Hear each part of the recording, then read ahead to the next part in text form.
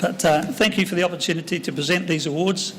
And just to give you the background, Distinguished Services Awards are similar to Life Membership Awards, but are aimed at a district and a zone structure, so the people that receive these awards have obviously been very hardworking in those two areas. And recipients should have demonstrated an ability to impart knowledge for the benefit of others in the game. So our first nominee this evening is not here, and his name is Pat Carthy. So if I just give you a little bit of background on Pat, I first met him in the early 90s in a camp called Hopo Hopo, where we used to do a lot of our training, and we had a management course, and Pat attended that. And what I would say, having followed his progress over the years, watched him carry out everything that he's done with enthusiasm, and he is a very personable person, as most of you will know, and always willing to help and help anybody within the game.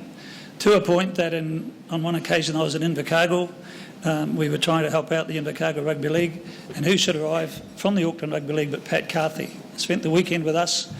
Don Hammond was there as well, and we did a number of things to try and get them back on the right track. So Pat has always been willing to help other people. And I've got a little note here that says that Pat is an inspiration to many hundreds of supporters, administrators and volunteers within the sport of rugby league. He is one of the unsung heroes of our game, the glue that holds us together, and I think that really describes him well. Just a little brief overview of his background. In the 80s, he was a member of the Otahu Rugby League Club, and I know that he's a very proud member of that club and held a number of different positions, including chairman of the schoolboys board there.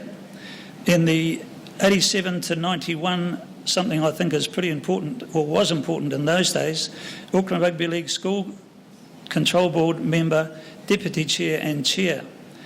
And also at that time there was a group throughout New Zealand that ran the schoolboys competitions and the schoolboys elite camps, and Pat was part of that, and then moved on even further to come back to Hopo Hopo to our camp and ran a number of management courses.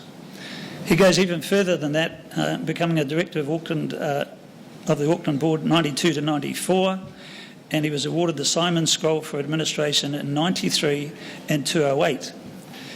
That is just his district league involvement. His New Zealand Rugby League involvement, of course, was that he was a New Zealand Schoolboy Council member, as I've just explained, and that led him into the world of management, and on a number of occasions Pat managed the Kiwis to success. A small précis, I guess, in 1997, something that happened I thought that he really deserved, and it should be very proud to. He was the Sport Auckland Award for Rugby League services to the game. So in terms of people being nominated and accepted for these awards, I think Pat is a very fine recipient, and I'm sure on your behalf we'd like to wish him all the best and thank him very much for his time with us.